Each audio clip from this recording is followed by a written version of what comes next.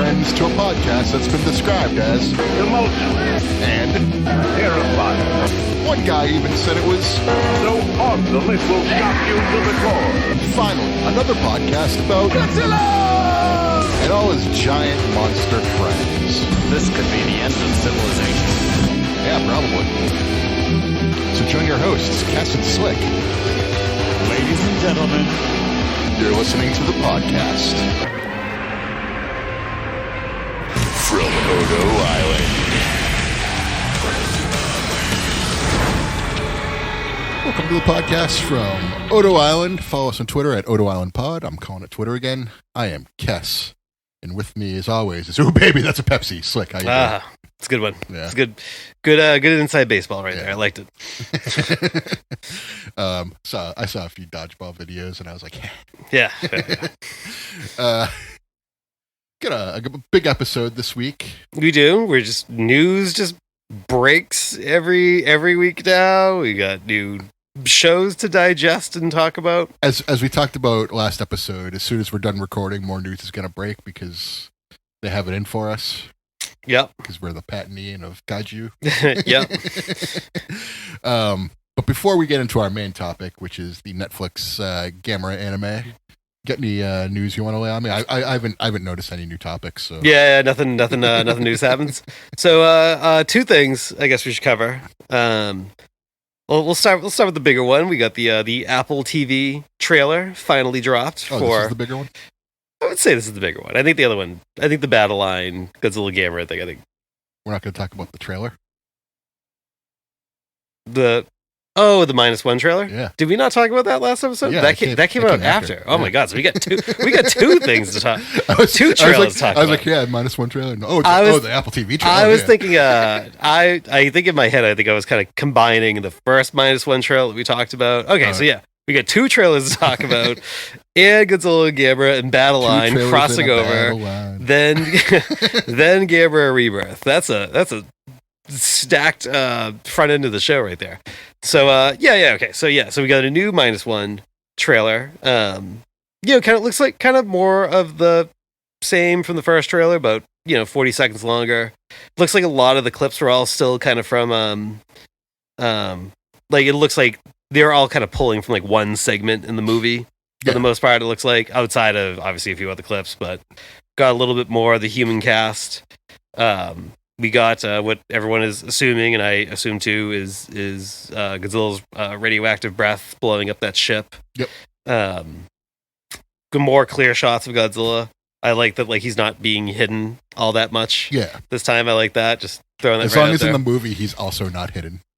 Yeah. Doesn't seem like it. It seems like he's going to be very front and center. So, good. Yeah. Also, the movie just, again, appears to just be very grim, very dark. That's what I like. It gave me, like, period piece of 1950s, but also, like, Shin Godzilla vibes. Yeah. So I think it's like 1947. Oh, 40. Okay. Yeah. Is what the movie takes place. He, it seems very dark, and it seems like, oh, Godzilla will never forgive us. Like, Yeah.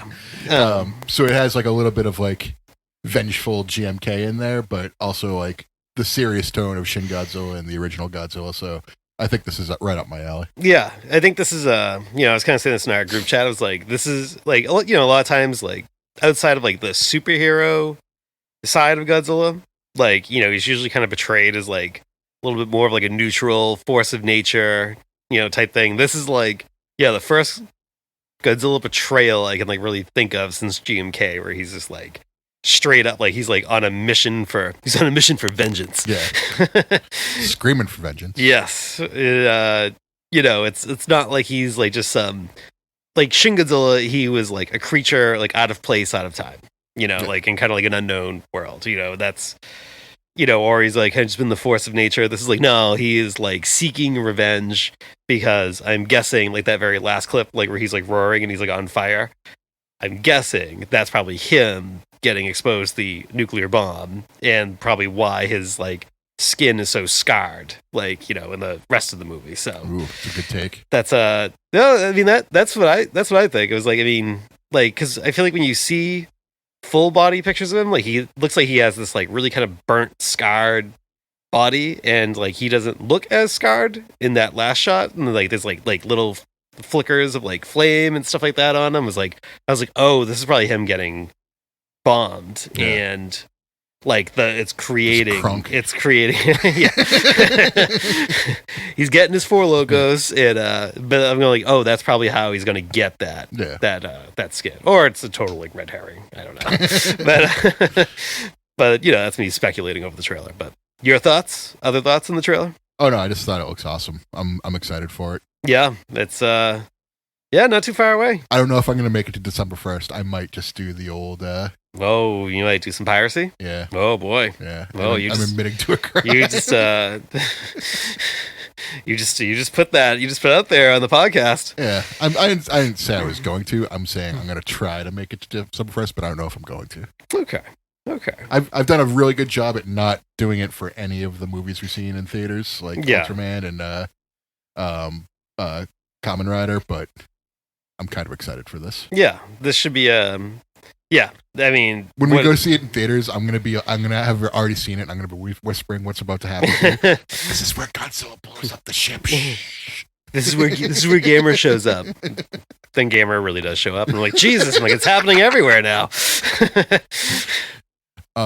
But yeah, I don't have anything more to say about that. But yeah, the Apple TV trailer also dropped. Yes. And again, that looks really cool. Yeah, we got some quick shots of some alternate monsters. Yeah, I'm guessing. You know, I wonder if like there's like kind of like a weird like spidery type thing. Yeah. Maybe it wasn't really a spider, but had like long legs, and there was like some creature that was like flying overhead, and it was like they're all like on islands, and I was like, oh, is this on like Skull Island? Is this like somewhere else? There's one that was like popping out of what looked like the road.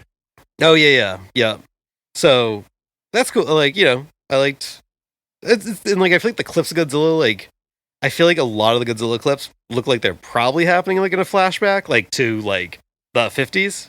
And then, obviously, to the 2014 movie, too. Yeah. It seems like the clips of Godzilla they showed all take place either in San Francisco or, like, Kurt Russell's...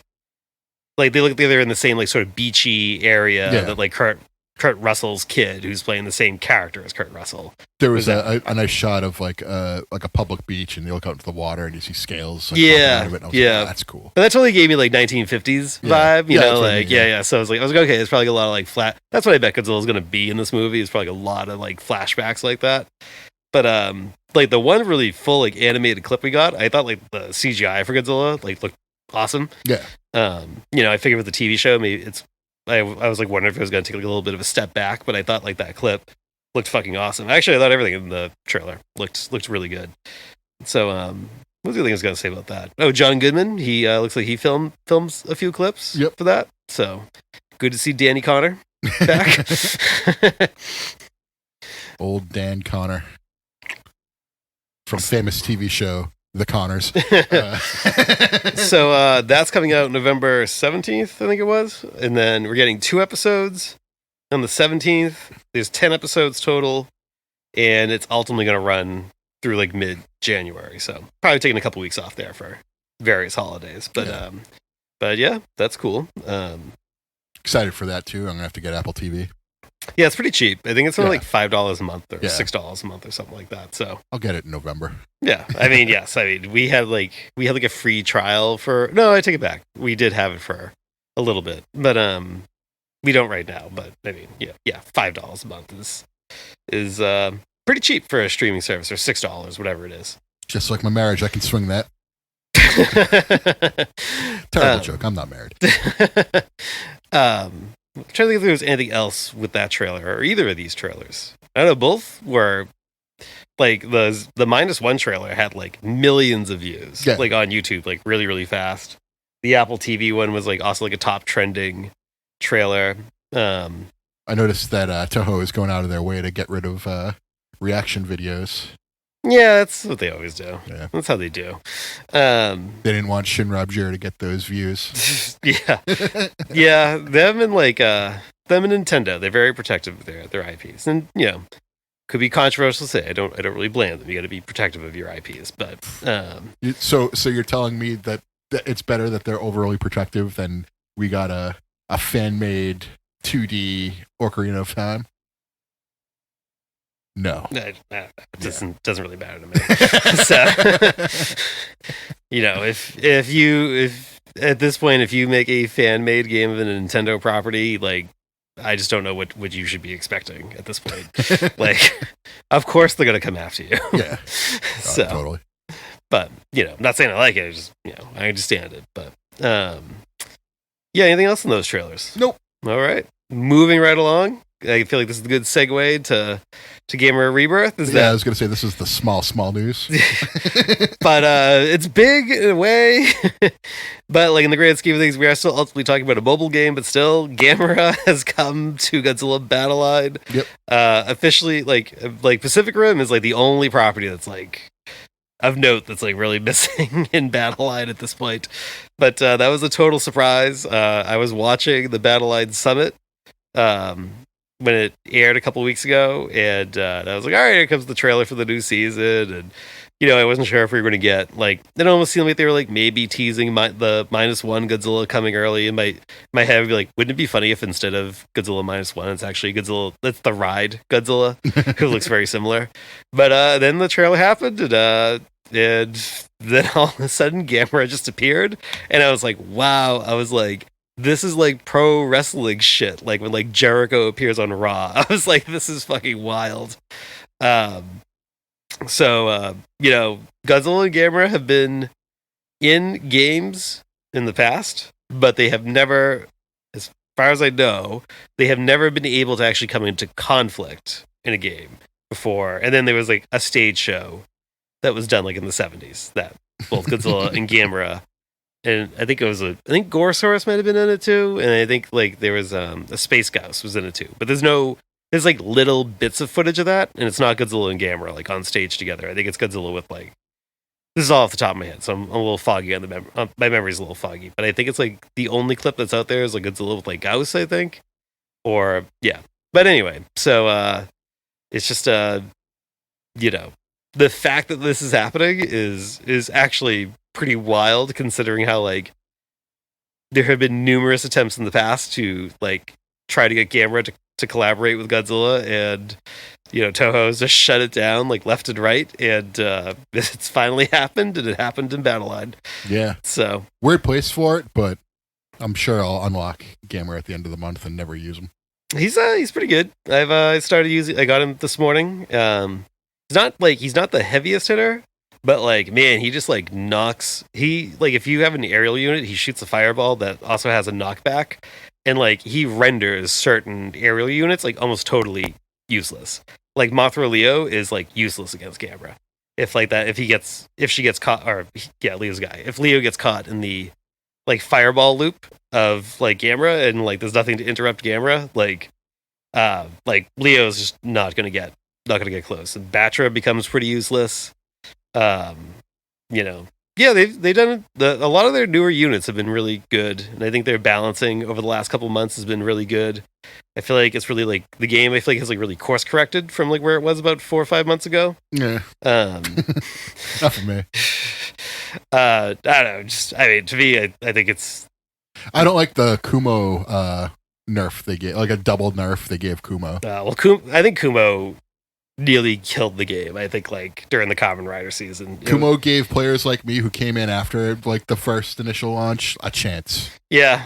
And so you're basically saying like we don't want like newer players to have a chance. Well, I think we liked it the way it was when we were just beating up on everybody. I think Kumo drove away like thousands of players. I think their player base shrunk quite a bit after the Kumo season, and I think that was I think it was a response to that. I mean, it's very rare. Like they have never nerfed something like that so aggressively in such a short window of time, and I'm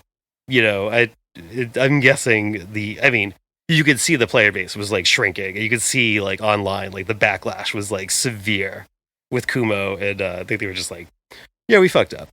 Actually, they literally said that after like the first season. They were just like, yeah, we fucked up. We didn't balance them very well. So I had a 22 or so Kumo that replaced my 31 or 32 Minula, and I'm like, I have to put Minula back because Kumo is useless now. Yep. Takes up too much to cost and isn't strong enough. So once I get him back up to 30, I'm sure I'll use him again. But a big fan of the legendary Mothra. Yeah, I was gonna say I think that's a top tier unit right there. Like, I only have it at like level 7. And it's like, okay, I'm taking Batra out. I'm putting you in. Yeah, Godzilla Earth just got a huge boost for some reason this season. He was already like beefy as shit, and they made him even stronger now. I've been noticing people like last season were using them more and more, and I never used them. But honestly, like at this point, I like log in during the day to just like get the rewards that you get, and then I just won't even play a match. Yeah, well, I play an unhealthy amount. Yeah, but so I feel I've been enjoying the buffs that they've done, like Final Wars, Godzilla getting a buff, Destroyer getting a buff. I mean, Destroyer was like borderline useless until that buff, and now Destroyer is like a top tier. That's the thing with a lot of their 4-star units, though, is that they just don't give you enough like things to upgrade them, so you have to buff them at a certain point. Because nobody uses them because it's like you only get so many G materials to go around a month. And I don't even pay for the pass anymore, so I get even fewer of them now. I might get like 2 or 3 a month at this point. So like for me, it's like, okay, I'm putting these into the same couple of units so I can stay competitive. Otherwise, I'm lost. Yeah, they definitely booked themselves into a corner with how they just in general, like how like their units are upgraded, and like I'll never forgive them for what they did with King Ghidorah. Yeah, made him unavailable, and everyone else gets him but me. I'm like, I pay for the pass and I can't get him. Yeah, and I didn't get him to the next month when it was already nerfed down to level 1. Yeah, and they haven't done that since. Yeah. So I think I'm sure I haven't paid for it since either. So well, there you go. You voted with your wallet. Yeah. As I've played like a number of mobile games, it's still like one of the much more generous mobile games that I've played, but it's not as nothing has ever been as generous as Fire Emblem Heroes, and I played that every day for like 5+ years. But it's like but I will say Battle Line is one of the clumsier games when it comes to how they roll out new units, and it seems like they're kind of getting their shit on track. I think they need to stop rolling it back to level 1 at the end of the month. I'm actually surprised, like, okay, you get a new unit for the month, and you get to rent it at a higher unit or a higher whatever they're gonna let you rent the new units at a higher level for the month. Fine, but I also feel like they should randomly dump older units into that pool as well for the month. You know what I mean? Like, so like let's say like so this month it's like Gamera is the new unit, so Gamera you're renting at a higher level for this month. But like why not pick an older unit that like and say, oh, this one is also getting that 1 month bonus, like a seasonal unit. Like a lot like that's like a Fire Emblem Heroes thing. Like they do like certain game modes where they're like, if you use these particular units, like they're gonna get a buff and they're gonna get a boost for like this month. Or they do like kind of like 2-week seasons, and like, I'm like, why not take that idea where it's like, you could say, okay, for this month it's going to be Gamera, and then we're going to dump one of the Eva units in here. It's going to get like a 1 month boost. Like I think that would go a long way to kind of help. That's what I mean. Like, and if you don't do that, then knock them back to like level 7 or something. Like why does it have to be level 1 and then like they're unusable at that point? I mean, it makes sense to me why they're going to knock them down to level 1, but they should give you more ways during the month to not have them land at level 1. You know what I mean? They should make more pieces available. That's what I'm saying. So, like, if you're not going to do that, why not just knock it back to like a level where it's like, okay, you level 5 or something, just to like get you to a baseline where if you had to use them in like the event or something, like they're not just going to immediately die. Yeah. I think I think we're kind of saying the same thing. There needs to be better ways to upgrade these newer units faster, because they do become useless after the first month. But and that's what I mean. Like the one that was like best for newer players to get a little bit of an advantage, they like nerfed. And now it's just kind of like, all right, well, you're useless. Yeah. I mean, everybody was running the same fucking deck though, and it sucked. Not me. But my decks are always different. They're always evolving. Yeah, it was just it was like once you got to like the top rank, it was just everyone had like the same Kumo, Gigan, Fourth Angel deck stuff, and I was like, there's like sometimes where you just kind of go like, okay, I am kind of tired of playing against the same decks over and over and over. There's a ton of parity. Yeah, it's just But I feel like they are doing a better job of identifying it and fixing it. One thing I want to just say real quick about this game is like, make your like username something like not dorky, like I report cheaters or something like that. Like that's such a loser name. Like just make it something funny, or something like something that doesn't make me think you're a loser. Yeah, I feel like the cheating issue hasn't really been an issue since like the first year. I mean, like obviously there's always going to be people trying to find exploits and stuff like that, but I mean like, I don't think a lot of the exploits or hacks like really work anymore. At least not in a widespread nature. So I think you could drop the I report cheaters name, but make it something fun. Yeah. Sorry, go ahead. I was gonna say, but that's all I have to say. Yeah, I was gonna say. Speaking of fun, topic pivot. So we're doing our thing, and 20 minutes in, we're finally getting to the topic. Yeah, I'm sure. Yeah, because you know how like podcasts usually are. As soon as they start, they just say no pleasantries, no news, no nothing else. We just jump right to the topic. Yeah. Well, not us. Yeah. You gotta. And also, just like 99% of the podcasts they listen to, they're kind of broken into segments, just like us. Yeah, that's some more inside baseball. But anyway, Gamera Rebirth is what brings us here. We will say this is going to be spoiler filled, as it usually is. Yeah. I will do a little quick table set. Yeah, set that table for me. It came out this week, so there you go. There's not too much, actually, I have to say, because like new stuff, I feel like we're still kind of like getting info. So, but anyway, it was directed by Hiroki Sashida, who was also one of the co-directors on the Godzilla anime trilogy. And he is the director and co-writer here with Tetsuya Yamada, who was also worked on the first two Godzilla anime trilogy movies. Mm-hmm. This is not, even though it looks very similar to the Polygon Godzilla anime trilogy. This was animated by Engi, and the animation studio is called Engi. But it's again, just kind of like is the way of things now, is that CGI anime style that I just can't stand most of the times. But I'm sorry you can't get past it. I know it's not a big deal. I just like, it's just very, I feel like I'm watching like an RPG played on a GameCube. Is like the look it gives to me. It's just I understand it's a lot cheaper. It's much more efficient. It's just a little jerky to me when I watch it, but I'm not going to dwell on it. I got that complaint out of the way now. So it was 6 episodes. I don't know if we really got to go episode by episode, but what were your initial thoughts? And so I want to paint with some broad strokes here. Yes. Liked the story, liked the monsters. Wasn't crazy about some of the characters, but like, and some of the things that happened in the earlier episodes. But much like the Skull Island, like the further the story went, mm-hmm. the more and more I liked the characters. Mm-hmm. And I think this one did a better job of making me like the characters than other animes have. Like except for Pacific Rim: The Black, where mm-hmm. I kind of disliked everybody. This one, nobody was like super annoying except for maybe Brody.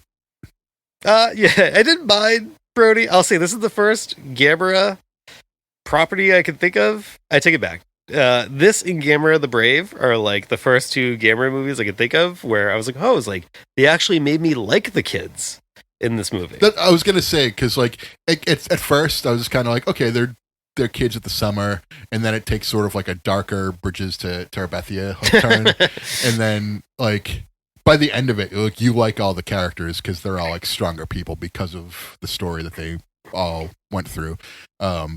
But at the same time, like at the beginning, you don't like Brody. He's a bully. He's a total asshole. Yeah, especially in the first episode. Yeah, that's what I mean. So like that was like the only, and then like the Mr. Tazaki, was that his name? Yeah. I didn't like him at first, but I liked Emiko at first, and then they kind of did the old the switcheroo there. Yeah, I don't have too many critiques about the show, but Emiko is actually like my top critique. It's not because she becomes the villain.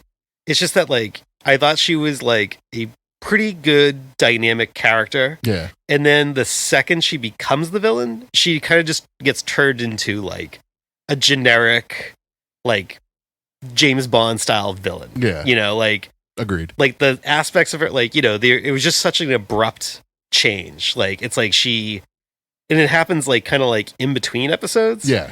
And they're just like, oh, she's the villain now. And all of a sudden it's like, you know, all these like personality traits that she had are just like wiped away as if like they never, she feels like a totally different character. Right. Like it's like she got like replaced like off screen. Yeah. And like, I'm not saying like, you know, it's like, I was like, you couldn't just retain some of your like mannerism. Like she literally turns in from like, she's trying to bond, with Chirichiro. Well, not yeah, Chirichiro, the girl, blanking on her name. She's trying to bond with her like a couple episodes ago, and she's like kind of opening up how like she was like a lonely kid and stuff like this, and then she becomes like this like giggling psychopath character, like just out of nowhere, and like that actually kind of like really like for like that episode, like I was like kind of out of it for like half of it. And I was like that was like just too. It was like I like just couldn't get like past it. I was gonna compare her to Amiko to, I don't know if you saw Twisted Metal yet, but Nev Campbell's character in Twisted Metal, I haven't seen it yet. Is like she's very good at it. Like I usually don't would think that like actors' performances are like very convincing, but Nev Campbell in Twisted Metal is like a very convincing, like, you know, she's like being nice but it's insincere character.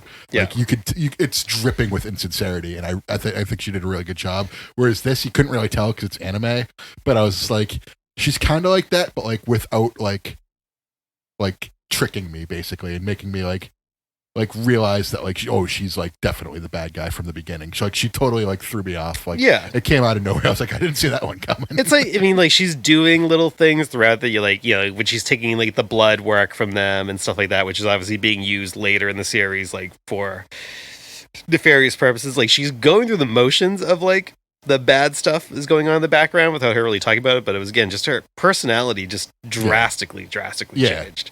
And it's like, you know, and she becomes the thing like when she's like the villain, she's like not as like skilled anymore. It's like, you know, she's like now it's like she went from being like, you know, having like good guy plot armor perfect to like now she's like not really super capable. Like all of her plans fail, and you know, and then she's like coldly like turning to like, you know, subordinates and going like, oh yeah, you know, go find Eric, and if you can't help him, like then shoot him and get rid of him. You know, like it's just so drastic of a change. It's just whatever. That was like my one big critique of the show. I had like other like little ones, but my only main critique of the show itself was, I think it was the second episode where Brody's like arguing with his dad and like having like a real like rite of passage moment in the middle of like a kaiju attack. And I'm just kind of like, I'm like, don't do this. Like, don't have these like growing pains moments when there's like something severe happening. Yeah, that was like a weird time to be like, I've just been looking for your approval, Dad. There's like, I forget if I don't know. I think it was I Think You Should Leave, but it was Tim Robinson did like a thing where he like calls his dad. He's like, good news, Dad, Mom's alive. Bad news, she's sleeping with my boss, Ron, king of the Zings. and then like he keeps on going on. He's like, all right, sir. Yes, sir. Yes, sir.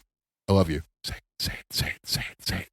Fuck. And it's kind of like that, where he's like looking for his dad's approval. And I'm just kind of like, don't do this. Yeah. Like, this is like, nobody wants this. The timing was a little, it just, it stuck out to me too. Like, I was like, okay, that's like a little cliche. Yeah. But I was like, oh God, I hope like the series doesn't do a lot of that. And then from that point forward, it was like, yeah, fun. it surprisingly did. Yeah. But no, overall, I thought this was like a very good, I like this a lot. I thought the kaiju were fucking awesome. The best part of the show. Yeah. Oh my God. It's like Gauss and, I mean, they all were like kind of terrifying, but like, I thought Gauss was really, really well done. They all were well done. Baragon, sorry, not Baragon, because Baragon didn't make it into the show, but Guron, who kind of looked like Baragon combined with Guron. Like, I thought Guron was like, I thought he was like awesome. Like, he's just like flipping around and like slicing shit with his knife head. I was like, oh my God. I was like, when he first appears, he like just flips out of the water and just like slices like a destroyer in half. I was like, oh shit, that was awesome. And he keeps on doing it. Like he does it to like buildings. Like, it's like the whole episode he's doing that. I really liked the underwater dude. with the Zegra? underwater. Yeah. Yeah. I don't know the name. Zegra, sorry. who's buff as shit. So that was one of my favorite episodes. Is when like they're fighting underwater and they're like they're 1,000 kilometers away. Like it's fine. Yeah. Because it seemed almost like they were gonna do a telepathy type of thing where like the noise started ringing between the monster and Boko. Oh yeah. And they just didn't go there, so it was kind of like a red herring, if Yeah. you will. But I liked how as soon as that episode ends and like that monster's dead, like another monster just shows up. Yeah, It's it's like- there's not a lot of breathing in between the kaiju fights. So it sucked a little bit that like Zegra and like Varas like both kind of lost like their kind of movie origins, where it's like they're both kind of like both of them are like basically leading alien invasions in the movies, and I understand that wouldn't make sense in this movie to give them like their something closely to their original origin, and they kind of more just became like generic creatures in a way. But still, it's like I thought all their designs were really good. The only thing I didn't like about like my other like minor critique was like Varas was like hyped up to be like this like ultimate destroyer type kaiju, and then like the fight with Gamera is like very fast. It's like Gamera like has had the shit kicked out of him, and then he just like wakes up and goes, "Oh yeah, right, I can like saw things in half if I get into my shell." And then he just like does that to Varas, and like that fight's over. And I was like, "Oh, okay." it was cool though. It was, but I was just maybe it's like I felt kind of spoiled because we got so many good fights like leading up to it that I was like, all right, the big throwdown with the Varas is gonna happen now. I was like, maybe that's gonna go for like 2 episodes, and I was like, oh nope, just sliced him in half. Okay. Nope. The only monster to really make it 2 episodes alive kind of would be Gauss. Yeah. Who was your favorite of the kaiju? I'm probably gonna go either Giron or what was the one in the 5th episode? Varas. Yeah. I'm probably gonna go with that just because like it was cool having like all the different powers and like having like the ability with like gravity and stuff. Yeah, I like that his head opened up to shoot like a giant space laser. It kind of reminded me of Independence Day. Yeah, that's kind of what I was thinking of too. It was like, I was like, all right, that was unexpected, but that was cool. Yeah. I thought the show overall, like, I mean, I like it when these like animes that we watched are like paced like RPGs. Like, it's like I kind of felt like I felt like Singular Point was like paced like Chrono Trigger, and Godzilla was like Lavos. I know you haven't played Chrono Trigger, which you should. It's like the best RPG. I played of all it, but time. I haven't like beaten it or gotten very far. Such a fantastic fucking game. And like this like was kind of like, especially at the beginning, like the first couple episodes, it's like when the kids are kind of like running around and like talking to like different characters, there's even like music playing in the background that like reminded me of like music you would hear like in like village scenes, like in early parts of like RPGs and stuff like that. And I was like, all right, this is what I like about RPGs, and we're gonna get like this show felt like it was like paced like that. It was like they just kind of gradually like, I like it when an RPG ends and it's it's the friends we made along the way. One thing that you're talking about video games in this show that I need to bring up is that they go to the arcade to face off against Brody, and he's playing Sega's Outrun. Yes, and he loses. What a loser! Idiot. And then one left. of them had like an Atari in their room. That was kind of cool. Oh yeah, Genichio, I forget their names. Yeah, Boko is like the only name, and Brody are like the only 2 names that are like sticking with me. There's Joe. It's just the other kid Joe. that I can't remember. Yeah. Joe, who like, well, I was gonna say like like he became like the obligatory someone had to sacrifice themselves, but then in the post-credit scene, it seems like that might not be the case. I was gonna say you didn't see him die. That's right. And then in the post-credit scene, he's like calling in on the receiver. Yeah. So, did anything else happen in that post-credit scene? Maybe he made it to the moon. Maybe. I was actually thinking about it. I was like, yeah, I guess we didn't really see what happened to the shuttle. Yeah. I feel like it was like off camera, but we haven't really gotten into the plot.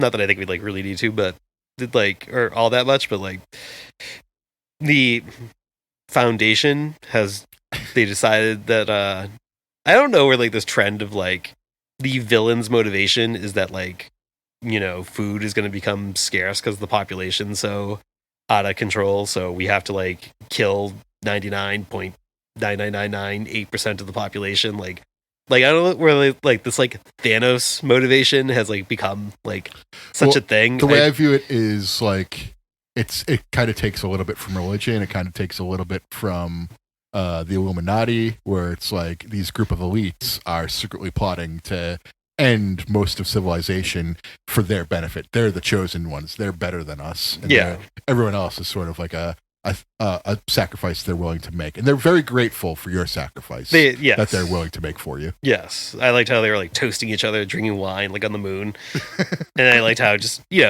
Gamera does the thing in this show that he sometimes does in like the 90s movies, where he's just gonna like develop like a convenient new superpower for what the plot demands. Yeah, and, I was gonna say he lost his hand, so he just turned into a big ball. He basically turns into a ninja star. Yeah, and then he's like, "Oh, they're on the moon. Oh, well, I'm now going to. I have gravity powers. Yeah, I'm also going to channel all my power into a laser that's going to blow a hole through the moon." I mean, it was really cool. Don't get me wrong. It was just like that's like a thing I sometimes criticize Gamera for, is that like he will develop a power that's convenient for the plot. Did you get any Cheech and Chong vibes from that scene at all? Shoot the moon. Oh, shoot the moon! And then he just crumbles away to dust. But he got his like fire fist that he similar to what he had in Gamera 3. Although he only used it once and then like never again. Yep. And I was like, but he used it in a cool way because he just shoved it right down Jiger's throat and just burned her from the inside. And I was just like, is that ever going to get used again? Or is that just going to be like a one-off? And I was like, never came back. Yeah. Didn't get over with the crowd. But it's like, I mean, that's like what the show was good at, was like, the fights were very, very fun, entertaining. Like, I'm poking fun at it. And even when like they cut away to like the human plot, the humans were usually doing something exciting and not just staring in awe. Right. Like the building was usually crumbling and they're trying to escape. Or like Joe and the other one were stuck in the vents and they went to save them, or all that. I think that's the same episode. But they always seem to have something interesting to do themselves, not just to gawk at like something that you could barely see. Oh, speaking of human characters, they weren't like a big part of the story, but I liked the two tank operators. And like the guy was always just kind of making origami of like whatever kaiju was like attacking, because the self-defense force can't proactively attack, and so like they're just kind of sitting there waiting to be activated, and he's just like always just kind of making like little origami of whatever kaiju was in that episode. And I was like, oh, this gives me like Blade Runner vibes. The same she won't live. Then again, who does? Yeah, he was definitely the Edward James Olmos of that episode. Or his alternate line, which was a cut where it's like, you did a man's job, but are you really a man? When they were leaning a little bit more into heavy-handed that Decker's a replicant. Decker was a replicant, yeah. But at first, like when he was like making the origami, and I was like, how would he know? Like there was like one episode where I think he made the origami where I feel like the kaiju hadn't even appeared yet, or at least not had been like publicly seen yet. And I was like, oh, is there something like sinister with this guy?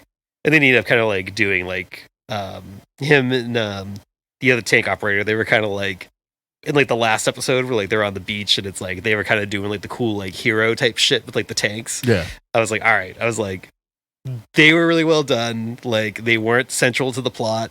You got like little check-ins with them in every episode for the most part, and then now here's like the payoff. Like the last episode, they get like a little like cool. They both got like a little cool like hero spot.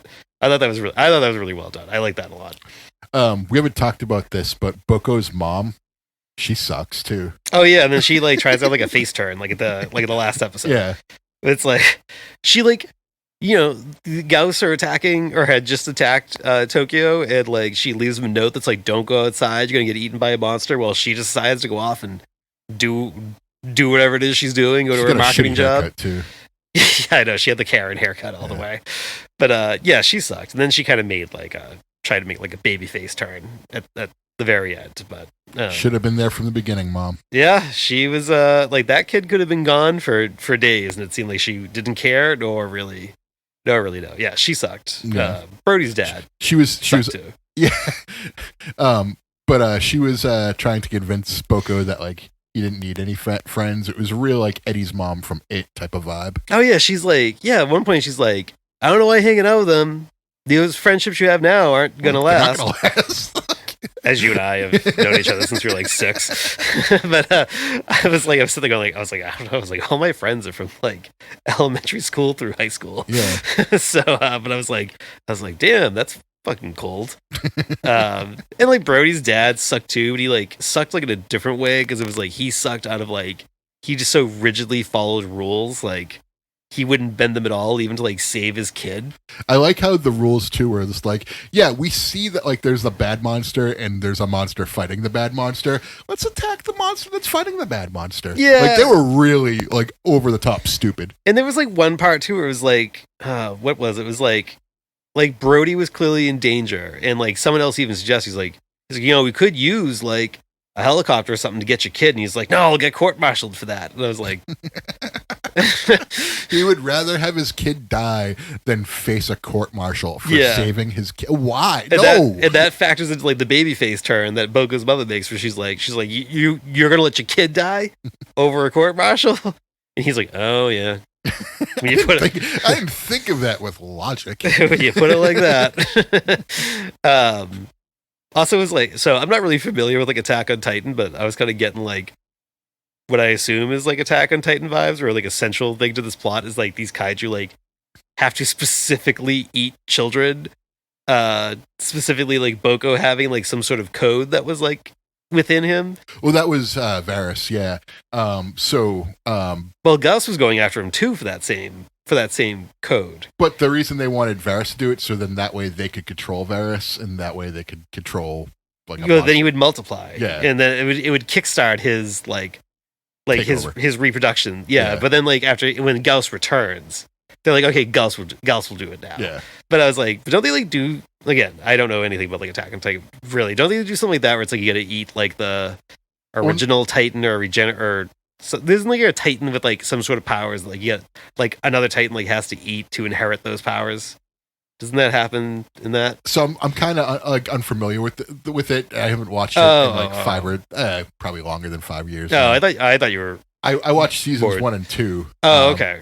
I thought you were like all the way through it. No. Oh, okay. So it just be. So basically, what I saw is that like these big naked genitalialist monsters would just eat people, and they would just like wind up in sacks in their bodies and just be slowly digested. Yeah, I think I like read that there was like whatever. We neither of us obviously know what I'm talking about, or I don't really know what I'm talking about. So I'll drop the Attack on Titan talks. But sorry, I can't speak to it. But either way,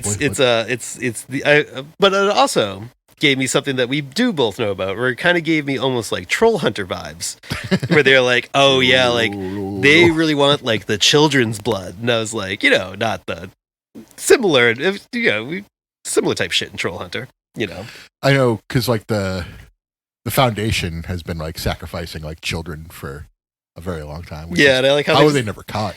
I like how they just like also like one of the reasons why they're using Mr. Tazaki is because like he just hates children. Yeah. But he's like geez, I didn't want to feed them to like creatures. Yeah. He's like, I just didn't want kids in my marriage. Yeah. I was like, I can relate, bro. I'm with you. I was like, I don't have kids. I don't want kids, but I don't want to feed them to kaiju either. That's kind of messed up. Like, it's quite the leap in logic. I know, yeah. But it's like, because he doesn't like kids. Because Emiko at some point, she's like, well, I thought you hated kids, and he's like, what the fuck? Like, what else was there? Other things that we haven't discussed that you got. We kind of talked about most of the things I liked or didn't like. So really like the monsters, really like the underwater part. I was like, when they're underwater, I was like, we're heading to Aquas. That was that episode I didn't care for too much. And that was okay. I didn't think it was. I just loved how it was like a high speed underwater chase, and there was only 2 things in the water. Yeah, it was. It felt like it was an episode where it was like whenever there was like a problem, there was like just a very convenient solution that was like instantly discovered, and I was like, okay, that's like they're like, I'm trying to think like what it is. They're like, oh, we need to like transmit that Gamera EMP roar thing, another power that just conveniently appeared. And they're like, oh, where can we do that? Oh, there just happens to be this like giant radar station like off the shore over here. And then they're like, okay, well, we're getting chased by Zigra underwater. How can we get away? Oh, the boat can detach to a submarine. Oh, okay. Like, it was just like everything was just kind of convenient.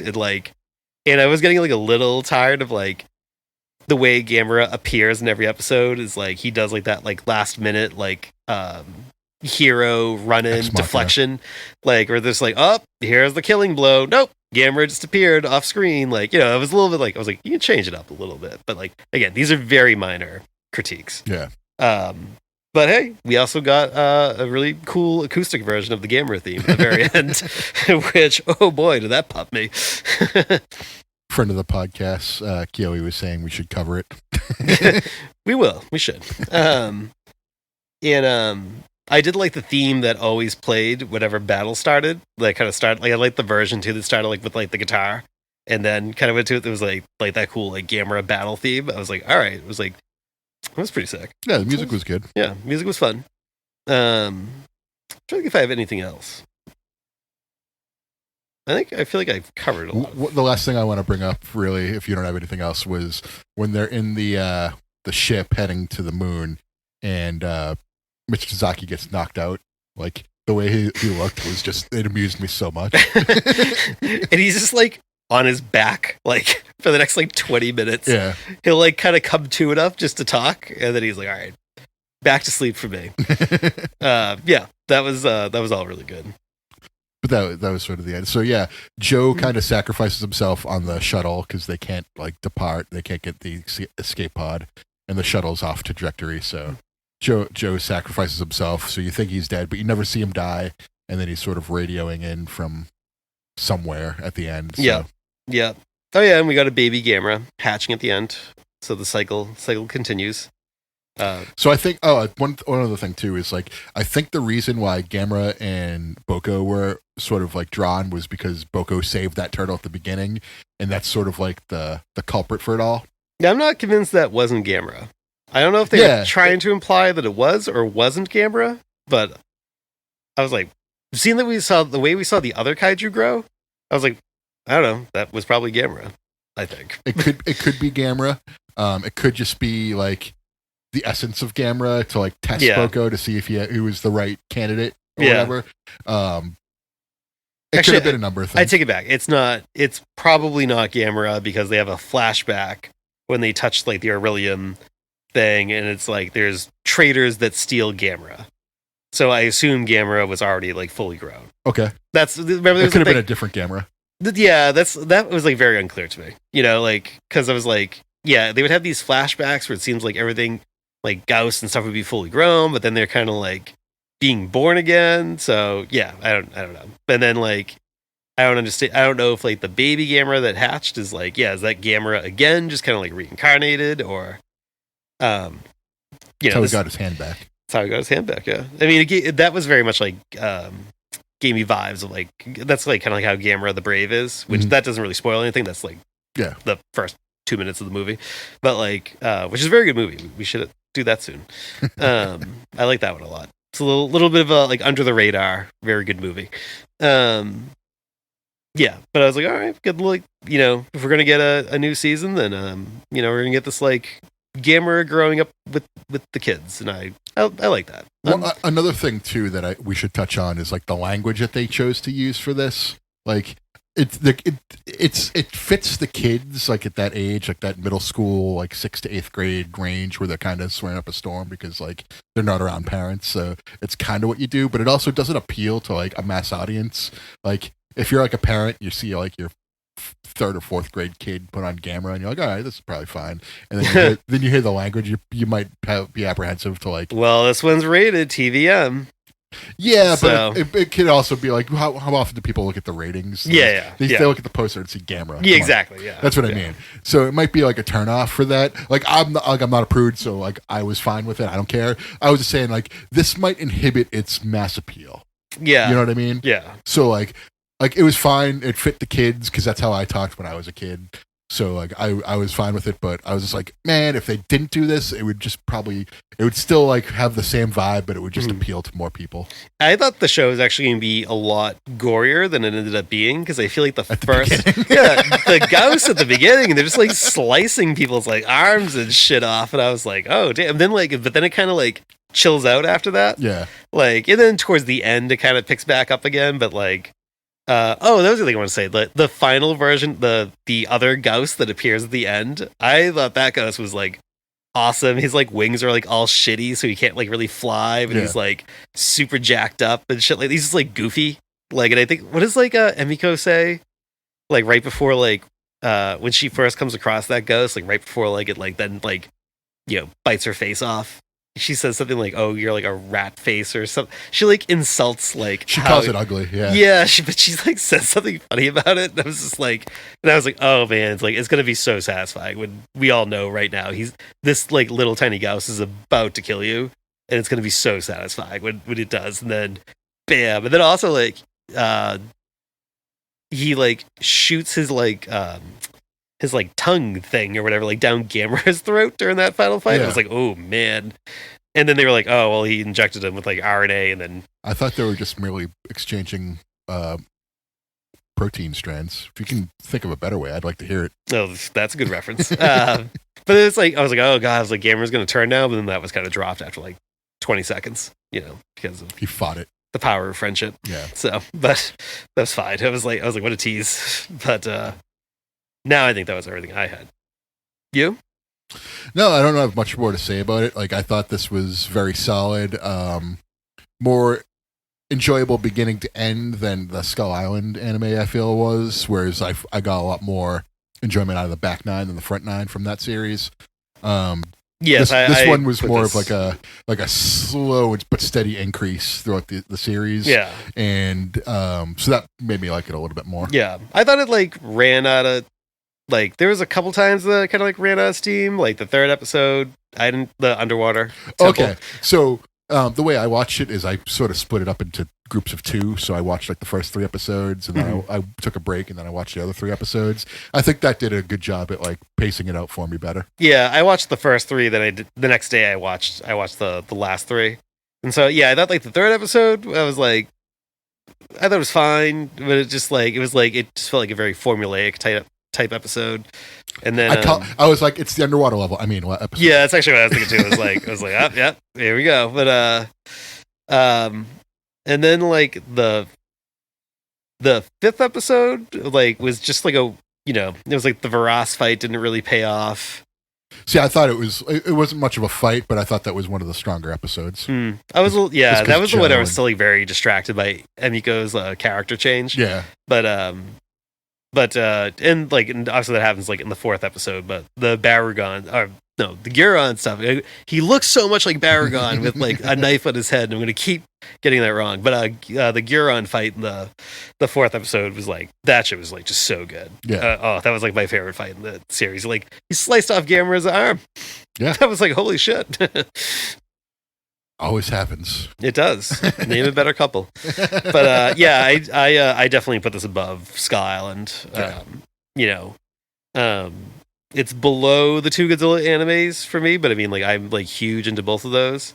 And I think it's like probably, I'm trying to think like where I put it with like the 2 seasons of like the Pacific Rim anime. It's below that for me, but it's above everything else. I feel like it's like probably like sandwiched in between the 2 seasons. Or it's very much like on par to me, I think, with like the Pacific Rim animes, and I had thought those animes were outstanding. Yeah. So, I think Pacific Rim the Black were the best out of all like the anime stuff that we got from Netflix. And then this, and then Skull Island, Singular Point, and then the 3 movies. We haven't really done the Ultraman stuff, and you haven't finished season 3, but I would put this above the first 2 anime Ultraman seasons, but below season 3 of the Ultraman anime. Which, okay, like, I'd include that, yeah. Yeah. The first 2 seasons of the Ultraman anime, like the first one I was like, all right, this is good. The second one I thought was like a little meh. And then I like kind of expected the 3rd season to be meh. And then I was like, holy shit, I was like, this is awesome. I was like, where was this for the last 2 seasons? So I loved the 3rd one. But yeah. So I mean, I guess where I'm coming down that is that all those things, outside of the Godzilla animes, which most of them I ranked 5 stars, everything else I ranked 4 stars that we've covered. So I guess that's kind of where this is going to land. Tied with all of them, which is a good place to be. 4-star, good place to be. I think 4 stars for me too. That's a good spot. Like this is like I really enjoyed it. The monster's really good. The Gamera looks great. Interesting. They got a good jumping off point for if they do a second season. If they don't, then whatever. Oh, hopefully they do. Because I feel like there's not a Gamera live action movie in our future. So yeah. Like I said, the only thing I've liked more is Pacific Rim: The Black. I thought that was the best out of all of these. And surprisingly, like the Godzilla stuff is kind of like my least favorite out of all of it. Yeah. They're very polarizing. Yeah. But like I said, single point, like the last 2 episodes were like phenomenal. But this one I thought was more steady with like a slight increase in quality as the series went. So yeah, 4. Strong 4. Yeah. I think 6 episodes is a good length for a show. Yeah, it's about 2 hours. It's a movie. Yeah. Yeah. I think I could like cap things out around 8 episodes maybe. I don't think things need to be more than 8 episodes, but yeah, this was it's good. Fine work, Gamera. You did good. I agree. Damn fine work.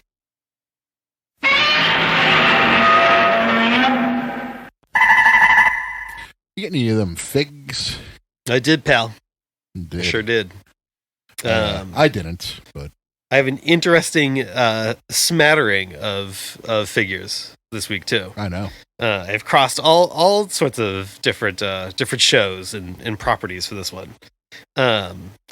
Most random. I have low key been binging through Kamen Rider Kiva, which like was a Kamen Rider series from like I think it's like 2007 or 2008 or something like that. I have like never heard anybody ever like really talk about it. It's like it's very glossed over on like whenever I see these lists about like, oh yeah, it's like, you know, Kamen Rider shows like you can watch.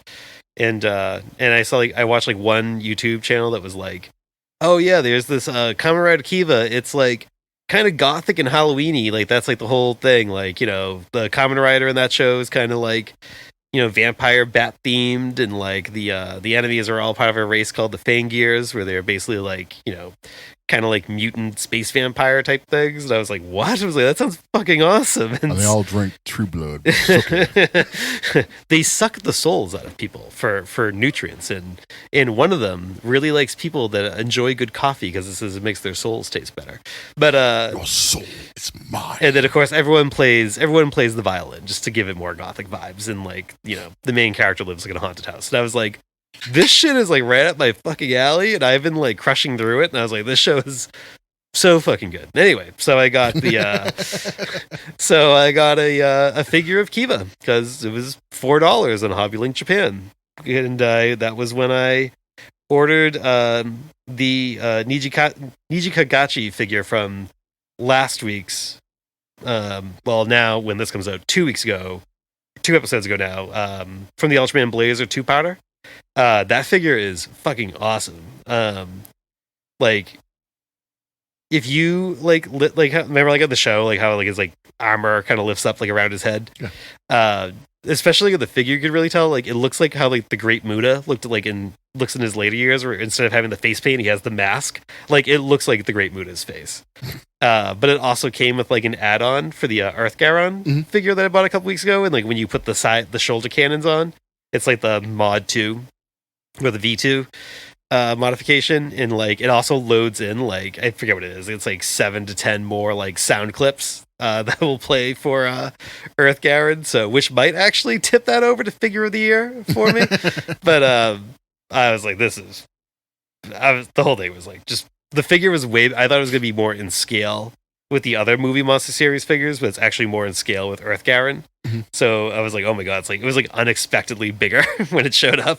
But I was like, oh, it like comes in a box, like a big box. I was like, all right, but it's like priced like a smaller figure, which Bandai, you're doing it right. And I also got a Bandai Ultra Movie Series figure for Blazer. Because nice. I feel like if I have all these other Blazer kaiju, I need Blazer as well. Yeah. It had been out of stock forever at Hobby Link Japan, but I was able to finally get it. And then I have completed the Super 7 this wave of the Super 7 reaction line. I got Hedorah, but I got the glow-in-the-dark version. I got that when the US Godzilla store opened. Mm-hmm. And they sent me a lovely Godzilla -1 postcard. Oh, nice. A Godzilla sticker that's shaped like a heart. So I'm going to have to put that on something prominent. And a little pin, all for free. And a friend... Put it on your guitar case. I might put it on the back of my Switch. All right. And just really take it with me everywhere. There you go. But from what I understand from friends of the pod in our group chat that who also ordered stuff on the same day as me, they did not get those freebies Oh, wow. in their package. So I don't know what the deal is with that. But I don't know if it was random. I don't know what it was. But, Godzilla store, those people, they might be reminding you what was left out next time they order something. So, good little, random little smattering of purchases this week. Yeah. I have a Mezco update. Oh, my. Because, so I pre-ordered about a year ago. I pre-ordered the Godzilla King Caesar Mechagodzilla set. Yeah. And it kept saying, and it still says on the website, as of today, it still says, shipping May to July. Well, we're in September now. And so in August, I sent 2 inquiries where I said, I'm just wondering what the status is. I don't care if it's a little bit late. I don't care. But I was I'm just looking for a status update. It says shipping between May and July, and we are hitting the end of August. I get no response to my first 2 inquiries. I sent another one yesterday. I said, all right. I said, we're in September now. And there's still no update. What's going on? It's my 3rd reach out. I haven't gotten anything back. And I finally got a response. They said, it's going to be shipping in late October. And I was like, well, we'll see. And they said, we apologize for any inconvenience we may have caused. And I go, what inconvenience would that actually cause in my life? But, other than being annoying. But I mean, it's just funny, when it's when you're inquiring about a shipping update and they say, sorry for any inconvenience this caused. I'm like, well, it's not it's just a polite thing to say. It is. It is. Context irrelevant. But I think it through and I go, it's not blood pressure medication. It's not actually causing an inconvenience, but whatever. Anyway, I overthought that a little bit, but no, it's good. Words have meaning. They do. Yes. I know. Sometimes you just say things just to say things. So that's what I mean. It feels like a polite yet empty thing to say. My wife and I went to a bar last night at a place that we normally go to, and one of the bartenders saw us, said, "What's going on?" Did she ask where I was? No, we weren't there. We were at a different bar. Different bar. On the same road though. I know which one you're at. Yeah. So the bartender said, "What's going on?" But I'm just so used to in my mind just on impulse. I said, "Oh, good." And I was like, no, you didn't ask how I was doing. You said, what's going on? And we all had a good chuckle about that. Again, just the little automatic pleasantries you just kind of exchange. So, yeah, that was fun. That was it. That was my purchases. You got to CM Punk, LGN. I did. I actually, I got to sort of say what I wanted to say on my other podcast, but we're kind of a wrestling adjacent podcast. Do you have anything you want to say about the CM Punk AEW firing? Is it a work? Is it a shoot? It's a shoot, brother. It's a shoot. Yeah. It's it didn't sound like it was a healthy situation for anybody. Probably best they go their separate ways. That's what I say. Yeah. For I don't know. None of us work there. I'm sure all those people involved are all very difficult in their own way. The one thing I will say, I do think it's totally ridiculous that Tony Khan said he was in fear for his life. Of course, that was over the top. Yeah. You can say I was in fear for my safety. I was scared. Saying you were in fear for your safety. I was in fear for the safety of myself and the employees I had around me. Totally fine. Yeah. That's totally fine. Because brawl could be breaking out, shit could be getting around. But saying I was afraid for my life. Is what does that mean? CM Punk was going to come stab you with a broken bottle of some straight edge non-alcoholic beverage? That part was a little over the top, but clearly that was not a healthy dynamic for anybody. I compared it to they're at the top of the Eiffel Tower arguing about where they're going for dinner. They can't look around and see where they are and take in the majesty of it all. Yeah. There's There's 81,000 people just 100 feet away. Yeah, 100 feet away. There's just a whole stadium full of people. I don't understand why Jungle Boy decided to make that comment. You know, I don't. Innocuous and stupid. Yeah, and then but also I'm like, there's no like somebody somebody else on Twitter pointed out, going like, a lot of companies have like people whose like sole job it is to like kind of control talent and kind of de-escalate these conflicts, and it's like just apparent that like AEW doesn't have that structure in place. And like they got to start thinking, like when you're, I think you said this too, it was like when your head of talent relations is not allowed like at one of the shows, there's like a problem. That's not like, you could avoid these conflicts with better structure in place. I really like my plan. My plan is to hire Josh Barnett and have him walk around backstage like he's Mr. X in Resident Evil 2. Just have him parade around. Anyone's getting out of hand, who's going to fuck with Josh Barnett? Yep. He is 6'8" and 300 pounds, and he will murder you. Yep. Yeah. I mean, we know CM Punk can't really fight, so I mean, well, he can fight, but he can't like fight. Can't fight MMA guys. Yeah, he can't fight MMA guys, but like he could beat me up for sure. Sure, you can choke out Jungle Boy. Apparently. Exactly. Yeah, that's good enough. That he could beat probably 70% of the population. Wrestling is like so weird that it's like, I mean, granted, both these like incidents and thing off the top of my head involve CM Punk, but there have certainly been others at WWE and AEW where it's like the only job I can think of where it's like legitimately assaulting somebody like isn't like guaranteed to like get you fired. Now, granted, in this case, it got CM Punk fired, but like the brawl out last year didn't get anybody fired. Like Jericho and Brock Lesnar getting into like a legit fight backstage didn't get anybody fired. Like if that happens at Jericho any other Goldberg, that happens at any other job, you're like fired. And Booker T. Yeah, it's like sometimes they don't even get suspended. It's like in any other job, like you'd be out in your ass. And it's like wrestling is so weird in that regard that it's like, I guess sports like that too, because Draymond Green did knock the shit out of was Jordan Poole. I think he like knocked in his ass last summer during practice.